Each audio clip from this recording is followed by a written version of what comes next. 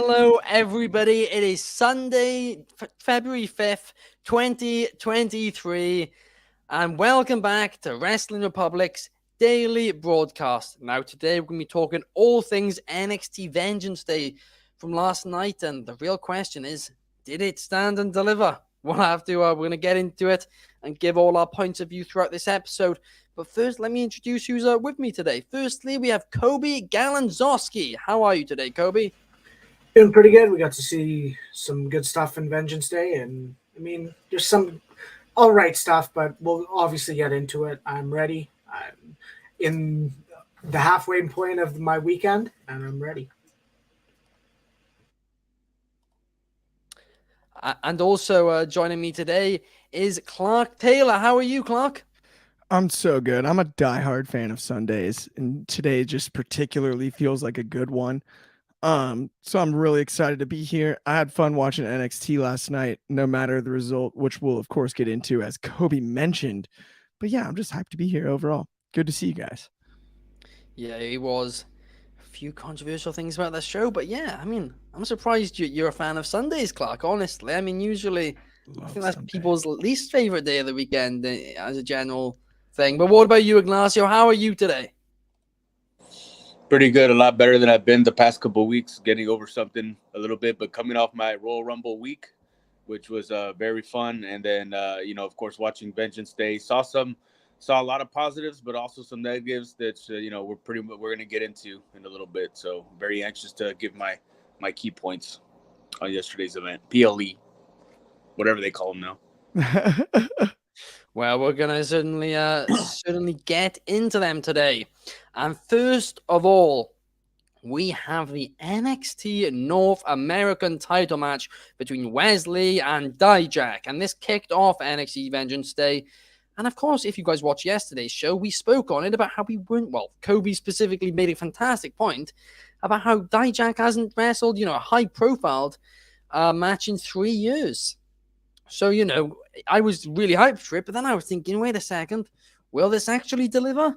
And yeah, we had nothing to worry about. It absolutely did. It was undoubtedly the match of the night for me. The two looked absolutely amazing, especially Wesley. He impresses me more and more every single time I see him. I mean, he is already 34, which of course, as we always talk about the ages all the time now. But yeah, because he's already 34, I definitely think he should be called up to the main roster following WrestleMania, as he really, really deserves to be at least a top mid-card star on Raw and SmackDown, because he has a lot of charisma about him as well, and I feel like he could have found some success, because damn is he good in that ring. But what did you think about the opener, Coby?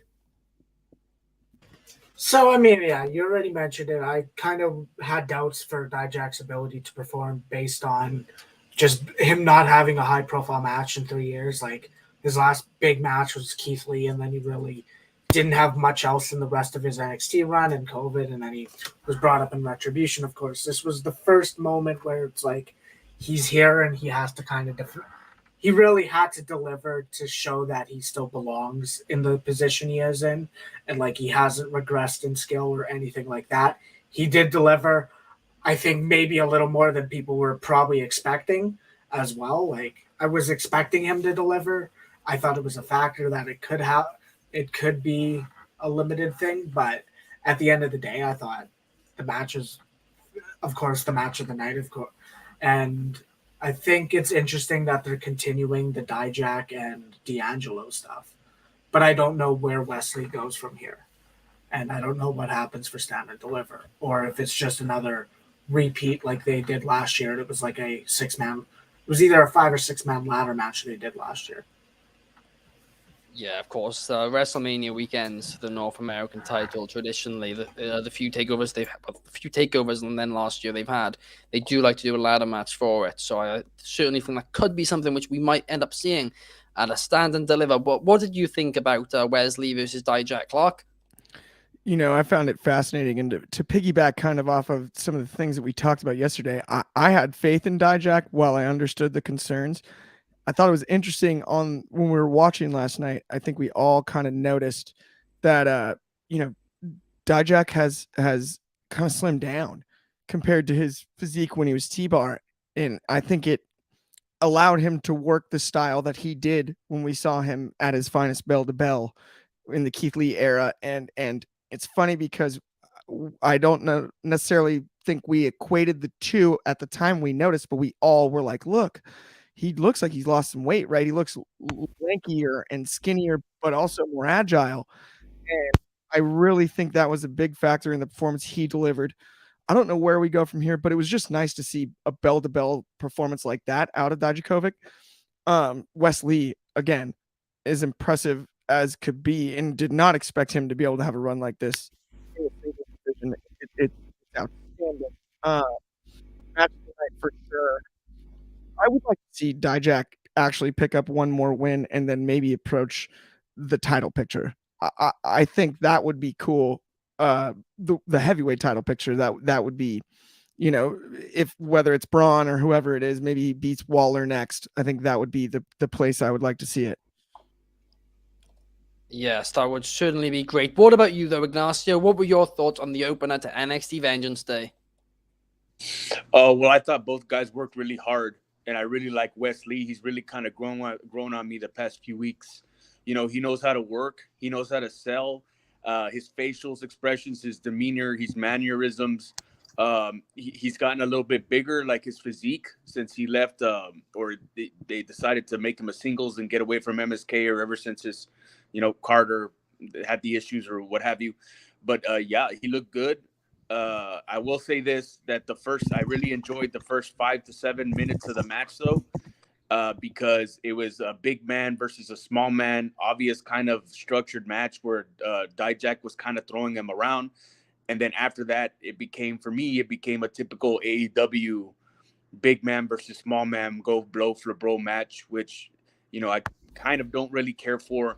But because of both the effort that both of them were actually putting into the match and their performance, I thought they both did very well and they both looked good. And I suspect Wes Lee to move up to the main roster pretty fast, because I know really Shawn Michaels likes him a lot, and I see a lot of Shawn Michaels in Wes Lee. And I don't know, man, he kind of grew on me. But yeah, I enjoyed the match. I did think it was the best match of the night.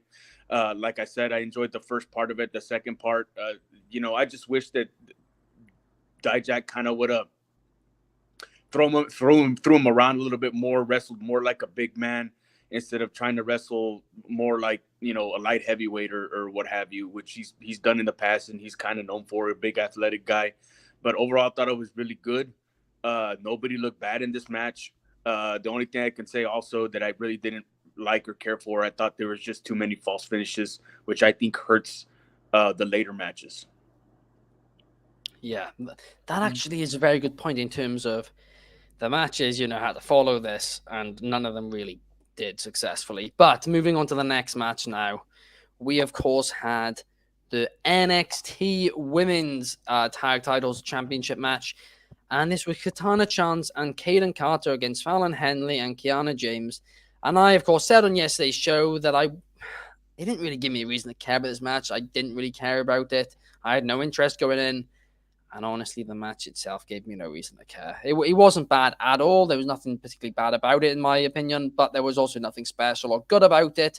Henley and James winning did surprise me. And I'm interested to see where they go with that. I think that is a unique pairing. But yeah, the match itself didn't particularly interest me. It didn't follow from the match before, in my personal opinion. But what about you, Coby? What did you think of the NXT title women's tag team match?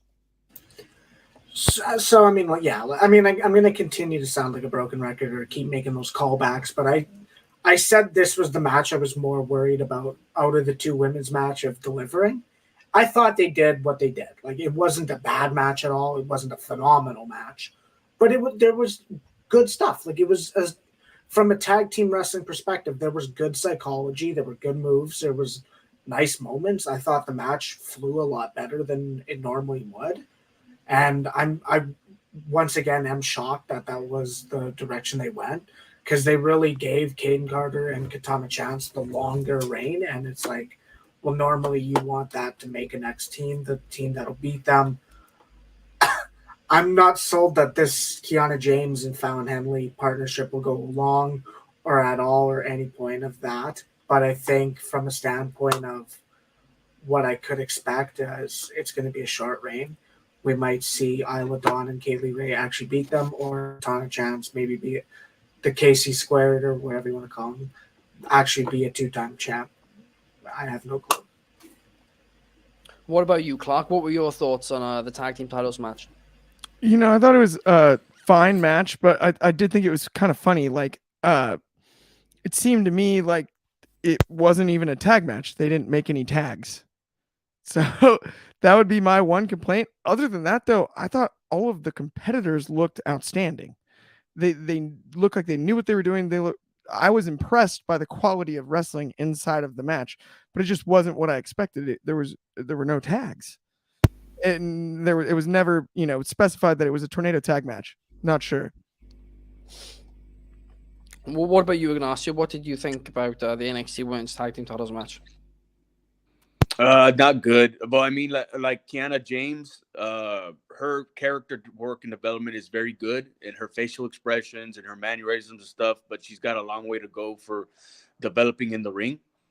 The champions like Carter and Chance, like they're like it's nice to see that they're actually like a real tag team, and they do a lot of combination and dual movements and moves and stuff, moveset that they have. And I think that's pretty good. But I think the real star that's going to come out of here and come out of that team preferably is Katana Chance, because I could tell because the match before they had a little promo and she seemed a little bit more comfortable in herself and the way she was talking and her delivering and her just the way she delivered the promo, her cadence. And Carter, she did pretty good too, but you can tell they're very confident in who they are and what their characters are. The party girls who are very athletic and movement and stuff in the ring. But overall, like as a match, I didn't think it was very good. Kiana James, I think, kind of missed like 2 or 3 cues or whatever you want to call them. That kind of made her look kind of bad in ring work stuff. But as far as like the tag team cutting off the ring and so forth, I thought Chance and Carter did that pretty good. And then Clark mentioned something like tag team, like no tags. That's in every tag match. I've mentioned it a lot before on Take It to the Table. Tag team wrestling, I'm not excusing it, but I do give NXT a little bit more leeway than any of the other shows because it is the school, like they're learning. So yeah. But overall, I didn't think the in-ring stuff was very good, but I thought whatever Chance and Carter did, the way they performed was very good. They're going to be very good when they get on the main roster. Yeah, I think a main roster call-up could be very, very soon for them now. But moving on to the next match, and that, of course, was Apollo Crews versus Carmelo Hayes in a 2 out of 3 falls match. And going into this, I was super, super excited. But honestly, it fell way short of my expectations. Carmelo Hayes looked great. In fact, both of them looked great. They did both look great, but it was just the match itself wasn't great. There was nothing particularly wrong with it, but it was nowhere near as good as you'd have expected it to be, especially considering from an in-ring standpoint, perhaps this was meant to be the best match on the card. Hayes, comfortably won the match. Honestly, Apollo Crews, in my opinion, still hasn't had one amazing match that I can remember, at least in his WWE career. I hoped him versus Carmelo Hayes last night would have been it, but it wasn't. And of course, as you know, Apollo, he's not great on the mic, and because he's not great on the mic, he needs to be damn good in the ring, and he is. But his matches just don't back it up, if I'm being completely honest. He needs a mouthpiece for certain. We talked about this on yesterday's show, but his matches cannot be hit and miss. He isn't getting any younger, and now needs to be the time for him to deliver. And it's quite frustrating because he has the talent, but he's not had one match in WWE that I can remember that I was like, wow, what a match, show stealing. I can't remember a single one. But what are your thoughts on it, Clark?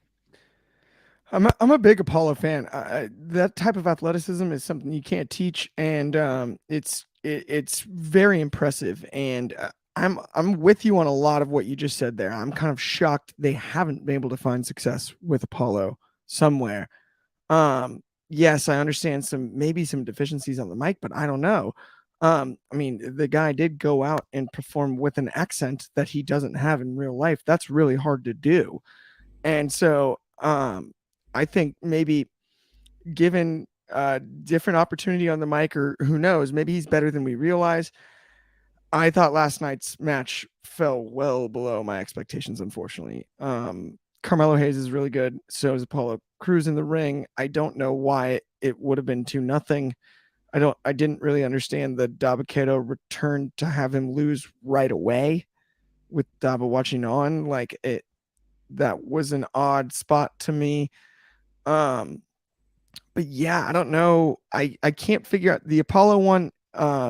Really have to rack my brain for, because I can't figure out how there isn't a spot to allow him to shine, given how talented he is, athletically speaking.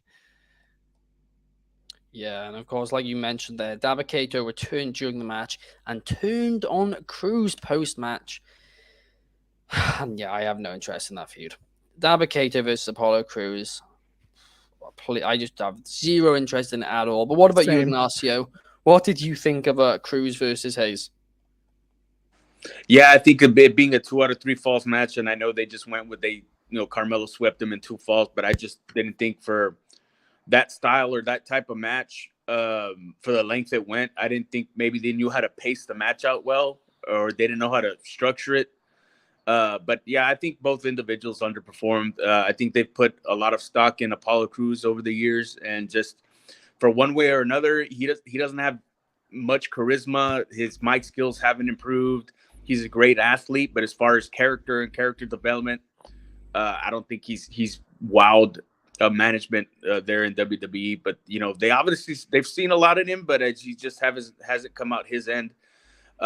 Williams on the outside, the counter or the I can't call him he's too big to be called like a manager. The hype man for Carmelo, I just think he was a little awkward on the outside. I think it's a little awkward watching somebody that big parade around the ring and being a hype man or a manager. And then Kato, when he came out, if he was there to help Apollo Crews, then how come he just wasn't there in the beginning to help Apollo Crews? Like, why did he have to come through the crowd at the end? And yeah, it was kind of underwhelming. I was a little bit disappointed in this match, but I got high hopes for Carmelo Hayes. I think he's an incredible athlete, and he does have the mic skills, and he does have a ton of charisma. So I think the future's still bright for him. It's just one of those matches where these guys just couldn't get it together, man. It just didn't gel well, but they're going to move past it.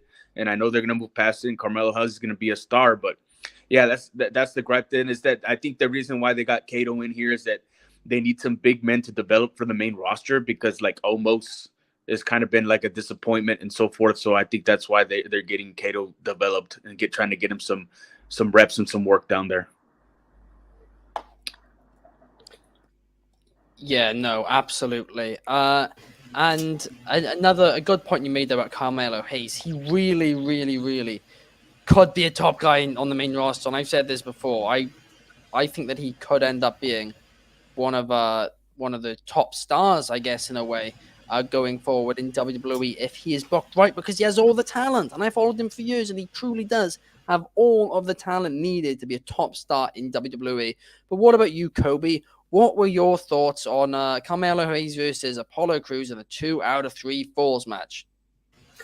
So, I mean, I want to look at the things that we've seen Carmelo do. Like, we've seen him have matches with Ricochet, with Cameron Grimes. There was the Grimes, Sikoa, and the Melo match. That was really good for a triple threat match. I think Carmelo's style is that fast. I don't want to say fast paced, but he's an athletic guy. He can go technical. But when the first 5-ish minutes of the match is, well, we're going to make these two very athletic men work a slow style of work holds and headlocks, and I think the structure of the match wasn't good. I think as a 2 out of 3 falls match, you could have shortened this up like 5, 6, 7 minutes and did it a lot more fast paced, and you could have had Carmelo steal a fall, and Apollo would have been aggressive. Like, you could have told more of a story through the structure of the match, where they didn't. This is one of the times where it's like their first 2 matches were solid enough, and then this one was like, why is this a step down? At the end of the day, I do 100% agree. There's a reason why there's an aura around Carmelo Hayes. You look at him, he's an attention seeker. Your eyes are going to gravitate towards him because of the way he carries himself. At the end of the day, I don't see that in Apollo. I see him as an athletic guy that isn't the total package. People want to say, well, there's a wrestler and then there's a sports entertainer, which is ironic because of the crowd with Jericho. But at the end of the day, I don't see a sports entertainer in Apollo Crews. I see him as a very athletic guy, and I'll never discredit his athletic ability and the way he looks. But as a total package, or as the wrapped up point, he doesn't wrap it up. He doesn't have that bow. He doesn't have that attractive bow on his present, if you want to call it that way. Like, I don't think he does. Yeah, and that's something you need in WWE. You know, as you stated, WWE, it's sports entertainers at the end of the day. And even in AEW, a lot of the time, the people who get over are sports entertainers for the most part. We've seen a few names now being pushed, but they gotten over at first, but the hype's kind of died down for them because they don't have the sports entertainer within them. And yeah, I mean, I guess that's proving Vince right about sports entertainers. But moving on now to the NXT Tag Team Titles match, which of course was a fatal four-way match between the New Day, Pretty Deadly, Chase University, and Gallus. And going into this match, I said that I'm not really usually a fan of fatal four-way matches because they're usually a bit too chaotic for my liking. And I don't think they bring out the best in anybody. But this one was fun, in fairness. It really, truly was. Gallus won the match, which, even though I did predict it yesterday, it still actually surprised me during it. And yeah, while the match was fun and highly entertaining, tags were non-existent. And because of that, it did kind of make it a bit of a mess. Yes, it was fun. It was fun. It wasn't just a mess. It was a fun mess. But tags were non-existent. And it's just a lot of the the internet wrestling community is criticizing this match for that purpose, for that reason. But I mean, the match did its purpose. It added to the card for sure. But yeah, no tags there was a couple of tags, but the amount of it was just confusing to put it bluntly. But what about you, Ignacio? What were your thoughts on this match? Oh man, it was brutal. It was bad. I don't like multi-person matches, whether they be tags or singles to begin with. No, dude, I didn't think it was good at all. But it's kind of like what I mentioned to Clark earlier. I'm like, that's just the way tag team wrestling is outlined now. Or the tags. I don't like the blind tags.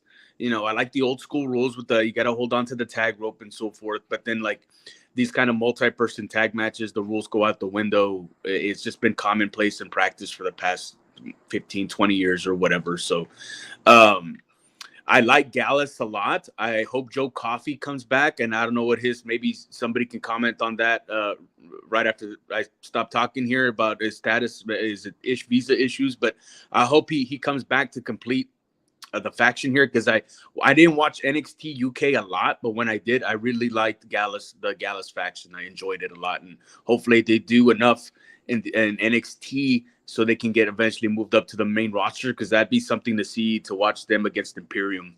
But as far as the match itself, I wasn't too excited about this match. I think like Chase U, they're a bunch of goofs. But I will say this, because like I said, I'm lenient on NXT because it's the school they're developing, is that everybody in that little faction they have there, they put a lot of effort into their characters. Like Thea Hale yelling and screaming around the ring, and it can be fun. But I mean, it's just like, yeah, this match it was brutal. But I'm glad Gallus is getting the recognition that they need and they deserve, so they can potentially come up to the main roster. I really like to see them. I like them a lot. I like their style. Yeah, they are great talent. And you mentioned Thea Hale there, and I didn't know until last night she's only 19. She's younger than me. This is the first time I think I've been watching WWE television, and I'm like, crap, they're younger than me. Like, get used to it, kid. Hey, I every year it gets worse. Oh, I'm not looking forward to it at all. But we got Soul here in the comments celebrating Gallus' victory. Of course, Soul always roots for the Scottish tag teams. He's from Scotland himself. But what about you, Clark? What did you think about the tag match? Ignacio made some great points and I actually didn't even really think about, you got to actually be easier on NXT, to his point about the tags and that type of stuff. And he's spot on with that one. I'm in agreement there. And this match, I thought the most interesting part to me was you could see how valuable to all the in-ring competitors, despite the fact that Pretty Deadly and Gallus both have had quite a bit of in-ring experience in UK, and then Chase U being the slightly lesser experience, it's very NXT. You could see Kofi and Woods out there, not necessarily directing traffic, but their value in this match for moments and spots and crowd pops. They're not to be overlooked. In the New Day, there's a reason that they're future Hall of Famers in my eyes.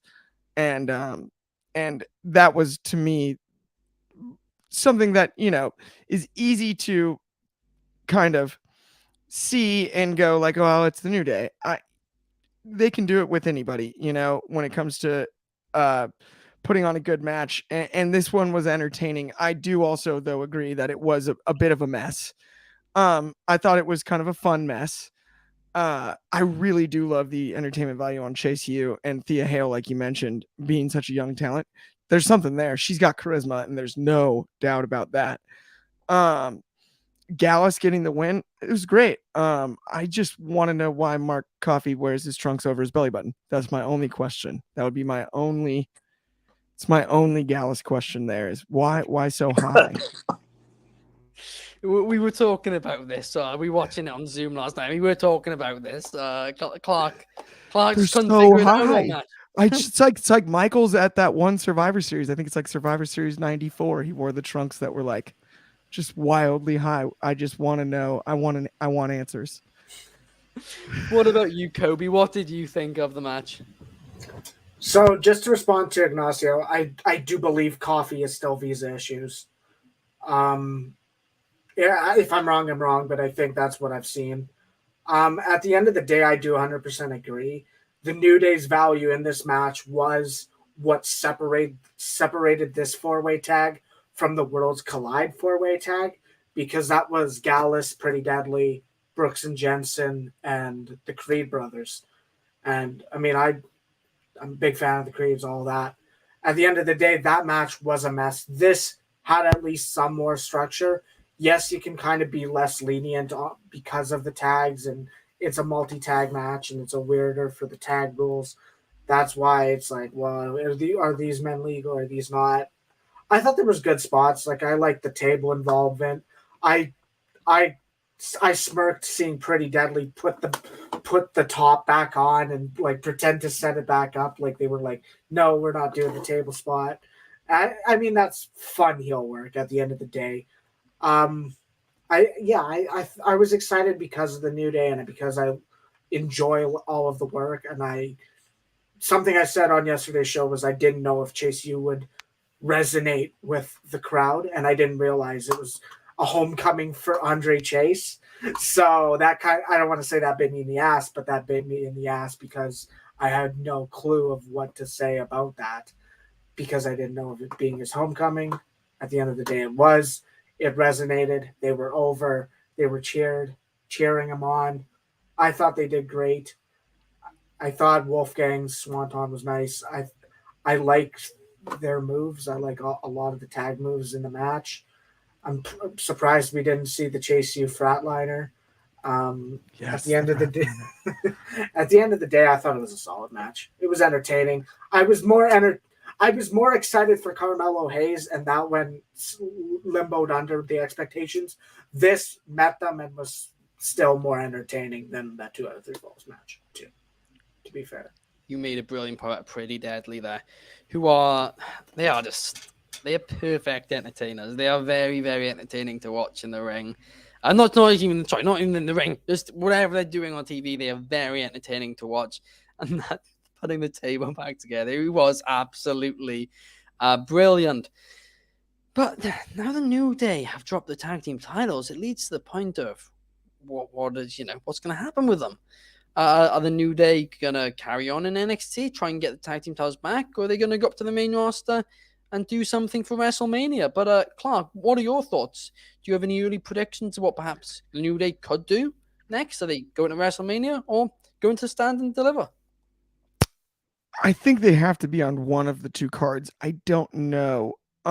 If it was my choice, I think it might be a logical time to take him back to the main roster. If it wasn't for Mania, that's just another name you can put on the Stand and Deliver card to make sure on that one, especially the same day in the same city as night one. I think maybe they do extend this NXT run through Mania, and then maybe we see him the night after Raw. I think that would be my prediction there. Yeah, and I'd have loved that as well. I was kind of annoyed that they brought them back on TV a couple of weeks ago, because it would have been nice for the New Day to not be on WWE TV for a little while. Right. Well, apart from NXT, to just let when they come back to have a big pop. But yeah, they have appeared a couple of times since they've gone to NXT. So yeah, I honestly don't know. I don't know what the plan would be for them at Mania, because I mean, seemingly the plans of the Usos are Sami Zayn and Kevin Owens. So I doubt the New Day, unless the Usos do drop here's a possible outcome. The Usos, Jay doesn't show up next week. Jimmy has to face Braun and Ricochet on his own. Braun and Ricochet win. Perhaps they can do Braun and Ricochet versus the New Day at Mania, and the Usos and Kevin and Sami. But then again, Braun and Ricochet versus the New Day. It's face versus face. And also, I don't think that's how you end the Usos' historic reign, is by Jay not showing up. But what do you think, Ignacio? What do you reckon is next for the New Day? I know what I like to see. I'd like to see them not be on TV anymore and go home and never come back to the wrestling business, because I think a big part of the reason that the tag team division, or the tag team wrestling in general, is the way it is. And I think they attribute that, along with the Young Bucks. I think that they've attributed just as much to the Young Bucks in destroying tag team wrestling. So I don't think they have any place in the wrestling business, and they should go home and just not come back. I was not expecting that, to be honest. But what about you, Coby? What is your response to that? What is my okay? So at the end of the day, I don't see what they fit if it was WrestleMania. Unless there's a heel turn and Kofi goes for someone. I don't think they are. I don't see where they fit. I would have preferred them keeping the titles and go to Stand and Deliver, whether it's them versus whether it would have been them Dyad or them Pretty Deadly too, because I really like the Pretty Deadly match. I don't think I think they've had such an impact on tag team wrestling in the last 10 years. I don't think it's been negative. At the end of the day, I don't think it's been negative to the point where they haven't turned matches into spot fests. They've told stories in the ladder match and in their Usos rivalry. They're not real. They've made history with that tag Hell in a Cell, which was one of the better Hell in a Cell matches of the modern era Hell in a Cell pay-per-view run. At the end of the day, I really love the New Day. I think them as a trio fit. I don't, as much as it's yes, you can fantasy book them doing a heel turn. At the end of the day, they fit together. They're over. The crowd are always going to pop for the New Day. And I mean, unless you're going to elevate Woods as a heel, which I don't know how marketable that would be. I think because his chemistry really comes out as a face. But I mean, I don't think they deserve to be home at the end of the day. But I think that I much would have rather them stayed in NXT for a while, because I don't know, unless they're doing Pretty Deadly New Day 2 without the titles, I don't see if there is a direction for them in NXT right now. Okay, Ignacio, I have to ask, and with all due respect, because I totally love the opinion, but is it the New Day as a whole? Or is it just the New Day sans Big E? Because I'm like, how can you dislike Big E? I mean, that's what I gotta ask. Is it the New Day period, or is it just like the Kofi Xavier tag team or the tag team division version, because I'm like, I'm such a Big E fan. I don't know. I can't totally hate the New Day as a whole, but I had to ask. Well, I'm glad you gave me a chance to respond, and that's the exact question that I wanted to be asked. Because, look, in Coby's right in that that they haven't turned matches into spot fest, which is what a lot of tag teams do, especially the flip-floppy fly dives and somersault guys do. But it's just their whole personas and the characters, and I get it. It was built more towards children and kids and so forth, but you can't tell me that at one point or another they didn't try to target adults, but then everybody was kind of like, fuck this, it's too childish for me to understand or follow or even tolerate.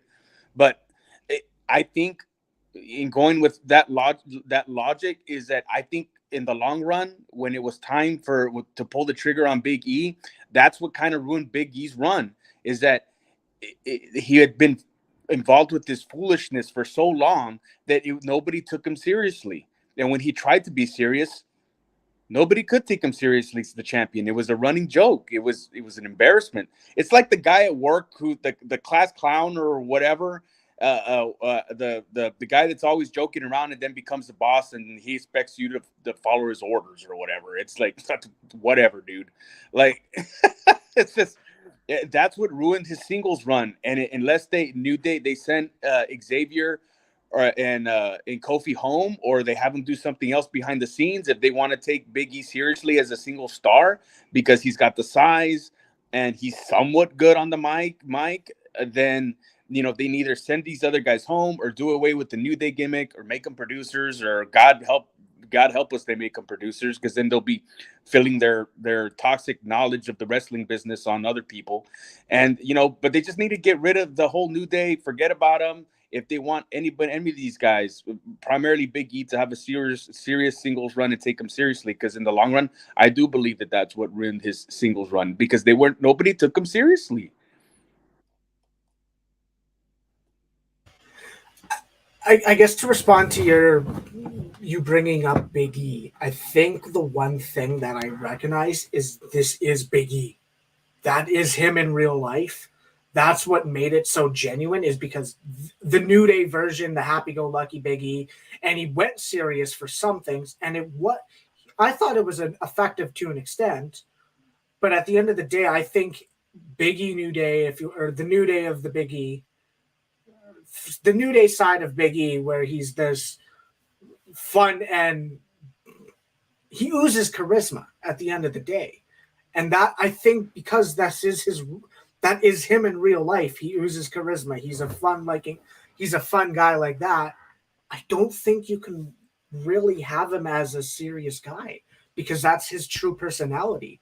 That's like saying, like, I don't know, who's a famous comedy guy. I think I saw Ava, like, I guess this is less kind of related, but Ava Rain did a Q&A and some asked her, like, who's the best to be around in the schism, and it was like Jagger Reed is always funny, and it was like, okay, well, that's part of him, but at least he comes off as that cocky person on the screen, especially he wasn't as a part of the Grizzled Young Vets. Now it's a different character, but it didn't come off on screen like he was that class clown, oozing charisma guy. And I think that's why you really can't do a heel turn for Big E at this point. Yeah, and Soul is in the comments here, and he's saying, I hope we see Big E come back and continue his single run. He wants a heel Big E being a monster on the main roster. And I mean, to Coby's point, I don't know if it's working. Ignacio, you're shaking your head there. Do you not think a heel Big E would work? No, I don't think Big E in general here or Babe works anymore. Look, I'm sorry for what happened to him in the injury. That's, tragic, and I hope he makes a full recovery. But I think as far as the wrestling business is concerned, that like he's done. It's just he's been involved with this foolishness with the New Day for too long for anybody to take him seriously as a heel or serious babyface or whatever you want to put him in. I just think they tried, and I think that's probably one of the good decisions that Vince McMahon made, was just to cut it off, because it's just not working out very well. Fair. Now moving on to the next match on the card, we had the NXT Women's Championship on the line as Roxanne Perez defended her NXT Women's Championship against Gigi Dolan and JC Jane of Toxic Attraction. Of course, there's a lot of rumors is this going to be the end of Toxic Attraction? Who's going to, what's going to happen here? And I mean, it was a decent match. Roxanne retained. It was a decent triple threat. Everyone delivered and did well, but it was nothing that I'd recommend going out of your way to watch. But yeah, the question really coming out of this match is what is next for Toxic Attraction? So, Coby, what were your thoughts on this match and what do you see happening now with Toxic Attraction? I think one of the things to notice is how, they started off and it was just like, they had those miscues, like the one dive, and then, Gigi, they were like, Gigi, let's work together, and then pulled her into the way for the basement drop kick that Roxanne did.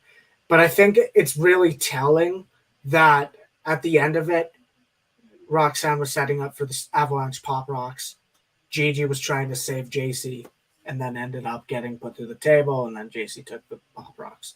At the end of the day, I like that they didn't really okay, we're gonna go full steam and split these people, this tag team up, because they really got the chemistry as a team together. They worked good together. I think at the end of the day, the right choice was Roxanne winning, because you're really either gonna. I think the only logical choice is to take the title off of her. At this point, is either going to be Cora Jade, which of course they're the modern day Bayley with Sasha Banks type of thing, or it could be Tiffany Stratton, because I really think they're high on her. Again, she really is one of the standout competitors of the PC class. Like, she's a PC trained pro wrestler at this point, and she is phenomenal. She has a great moonsault. I think from a standpoint of she's really going to be a key player in the next 5-6 years at the end of the day. What do you think, Clark? So I'm going to take a different little angle and approach on breaking this one down, because my expectations were maybe the lowest of any match on the card for this one. And this match, while it wasn't a world beater, ratings buster, one to write home about, it exceeded my expectations in relation to what they actually were, as well as almost anything on the card outside of the opener. I believe both Gigi and JC have futures as singles competitors. I thought it was cool how they entered together. Let's get them their own entrance music. Let's break that up. I don't think there is a future for Toxic Attraction without Mandy Rose, and without it being the three of them, it doesn't make sense. They would have been a great feud with Damage Control. As much as I've talked about Damage Control, but you know what? That's something that is left to be desired at this point. But I think last night in the triple threat, while I believed Roxanne was going to win, Gigi and JC both proved they can stand on their own 2 feet, and it was cool to see them utilize the teamwork inside of the triple threat, but then also slightly get each other. That story was told well, and in the future, I see big things for all three in this match. I don't know where it goes from here per se, but I think all three, there's something there, was my biggest takeaway. What about you, Ignacio? What were your thoughts on the women's triple threat match? Oh man, this is another one. It was pretty bad. It was brutal.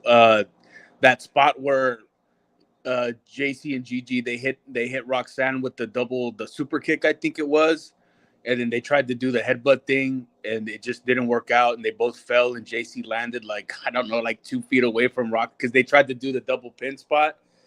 That was bad. It didn't look good at all. They overacted JC and Gigi. It was kind of a little bit ridiculous. I'll say this, that leading up to the match, I think it was a week ago, they cut a promo where, JC and Gigi, they were kind of being like the mean girls, and you can tell Roxy, like, it was a little bit hokey on their part, but you could tell Roxy, like, her facials and her mannerisms and the way she was getting into the character, and then the pull apart they had at the end. Dude, Roxanne, she's gonna be a star, and maybe I'm being a little bit biased because I've been watching her since she made her indie run here in Texas. I watched her all over Laredo, Corpus Christi, San Antonio and stuff, but dude, she's really good, and she did hell of a performance in the Royal Rumble, and she did a hell of a performance here. She did good. I think she outshined the other two, and I just really do think that Toxic Attraction is kind of like a ship without a sail without Mandy Rhodes there. I think they're really hurting right there with somebody in that spot. I think out of the two, I think JC has a pretty good future. She did pretty good in the match also, but when the interactions came with Gigi and they were trying to emphasize on the conflict between them and so forth, I just think it was a little silly. But overall, the match wasn't good. But that's not to take anything away from Roxanne. I think she's going to be a great performer. I think she's still going to be there in the NXT for the next year and a half or so, or maybe year before she goes on to the main roster. But I thought she did really good. But I think just the multi-person match doesn't work. The story didn't work here, I think, because Toxic Attraction is really missing Mandy Rose right now, and I think it was more prevalent in this match. But yeah, I think it just didn't work out. But hopefully they can move on. Roxanne can move to other things, and I just think WWE just needs to work on, if not already, just bring Mandy back, because the faction and I think the brand kind of missing her right now in that women's division. So just work out whatever you need to and just bring her back, because they're going to be a hit on the main roster if they ever decide to do that. Now, moving on to the main event of the evening, which was Bron Breakker against Grayson Waller for the NXT Championship. And honestly, this was a disappointing main event. I said on yesterday's show that I haven't seen WWE do a steel cage match in years where the steel cage stipulation has actually improved the match. I mean, perhaps Big E versus Bobby Lashley was the one exception.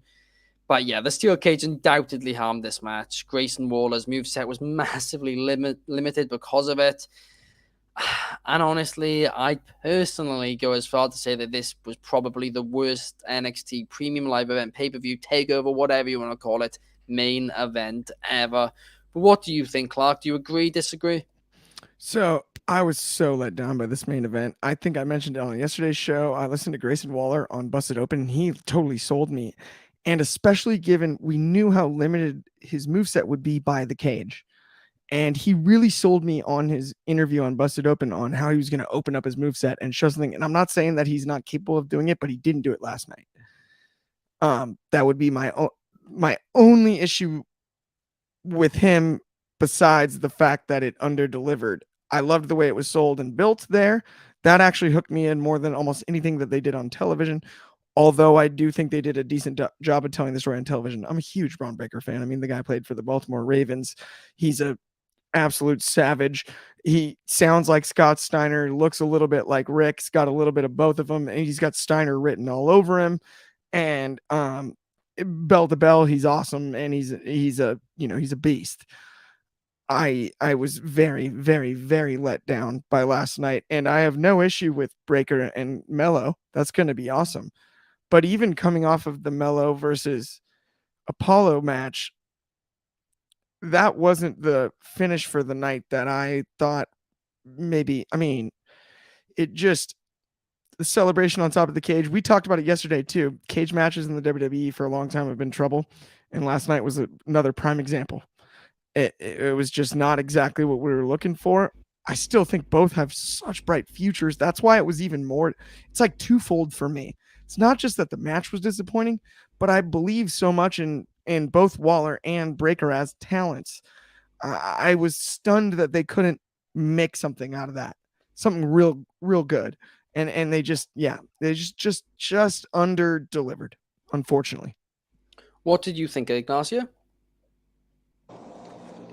I actually don't think this is going to be a surprise. I actually didn't think it was that bad, considering I thought Bron Breakker, he looked like a star here because he brings the same intensity that he does all the time to every match. And, he stuck with what he knew, and that's big power moves, right? With a big power move set, a big power player.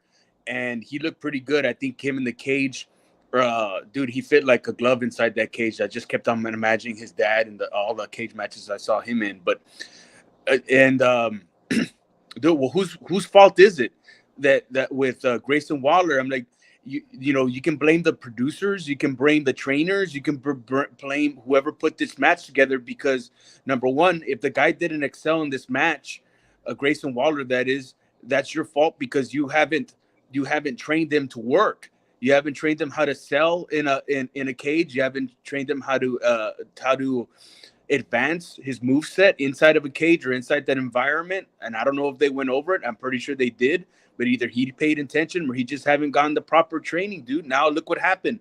I mean, I didn't think his performance was all that bad, but you are right that his moveset was limited. Well, whose fault is that for not expanding on his moveset? That's everybody at the performance center and the trainers. Now look what you did, because I'm sure a lot of fans think what you guys think. He's been exposed now. His moveset, his character is limited in the ring. Now you need to go back, look at this, and work on that, right? You brought up a great point, but now you exposed him with him being in this cage match. And another thing I didn't like so much is that, and I've heard Triple H say this, because he's not a big proponent in wrestling matches having blood.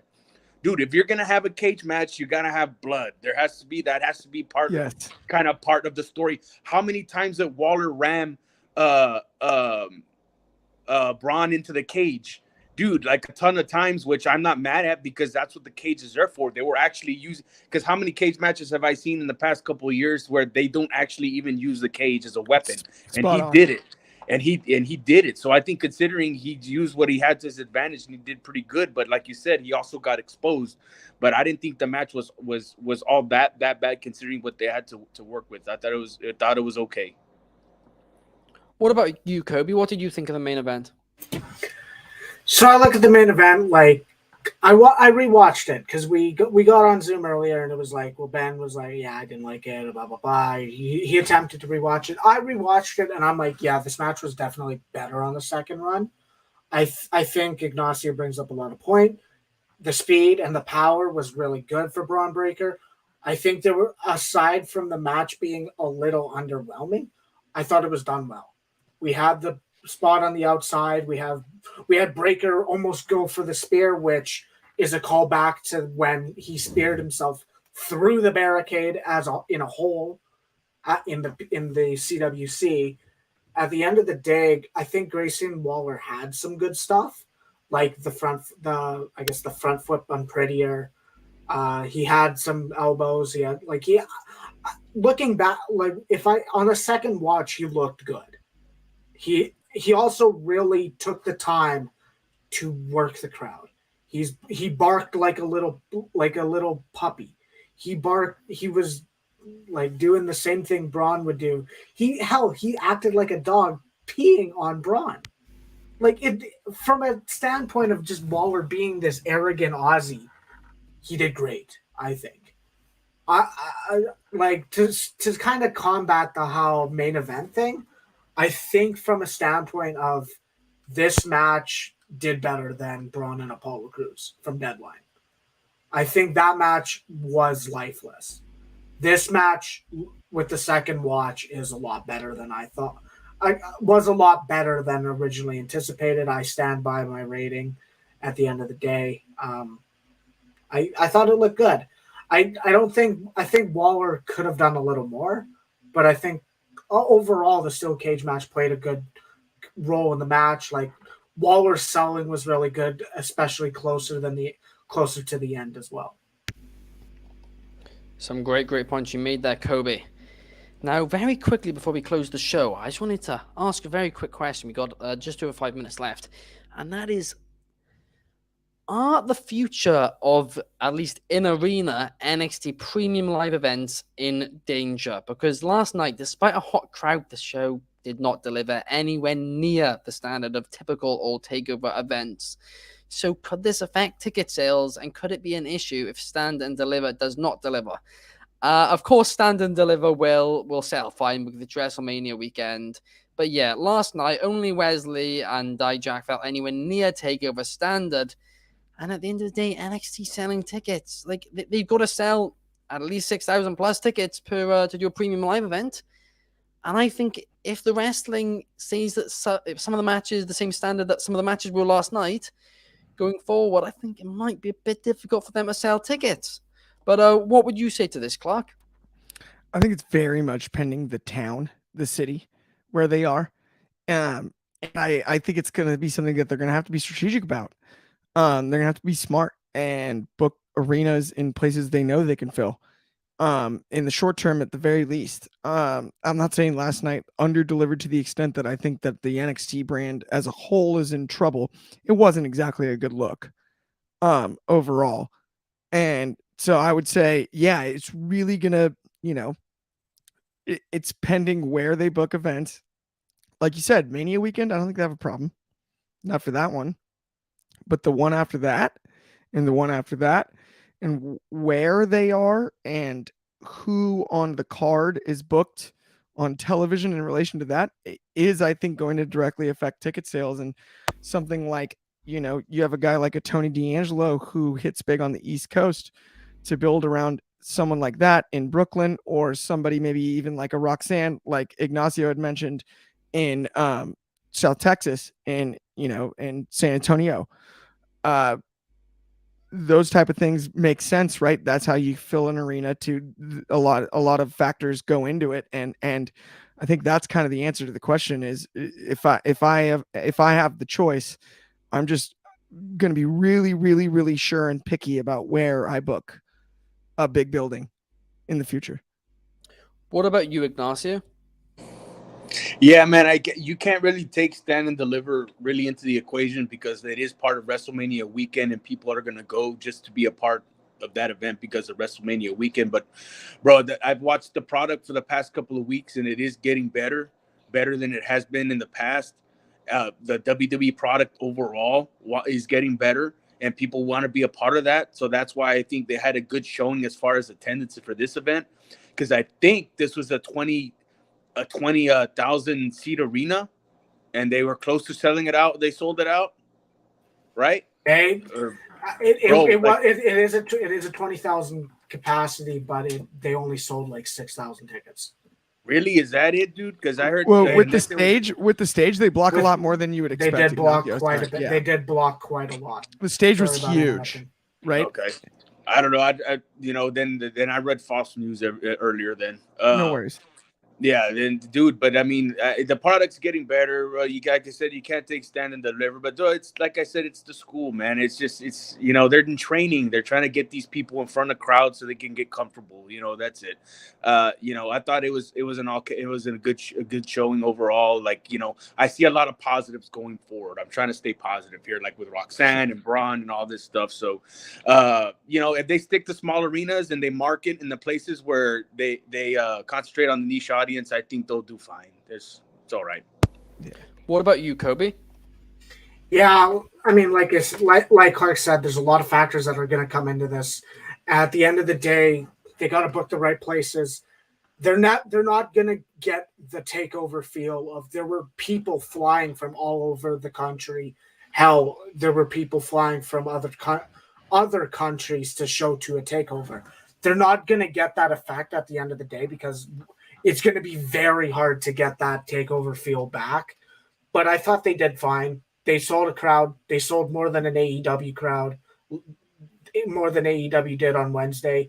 As an NXT show, as a developmental show, that is good. I think from the standpoint of, yes, you can't discredit WrestleMania weekend, but I think they're going to be safe.